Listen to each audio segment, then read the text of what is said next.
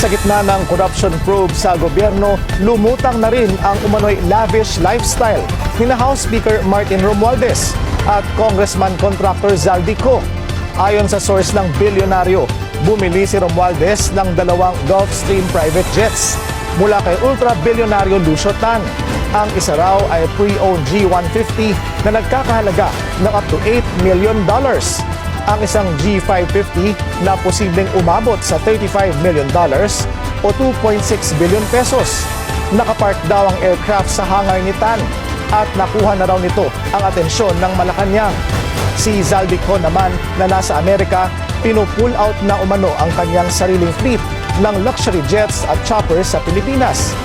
Ayon sa mga dokumentong nakalap ng bilyonaryo, pinapa-register na ng kanyang Nisibis Aviation ang fleet nito. Partikular ang umano'y Gulfstream G350 na may halagang $36 million. Ang namumuno sa aircraft leasing business ang anak ni Ko na si Michael Ellis Ko. Meron din umanong 5 luxury Bell choppers ang Nisibis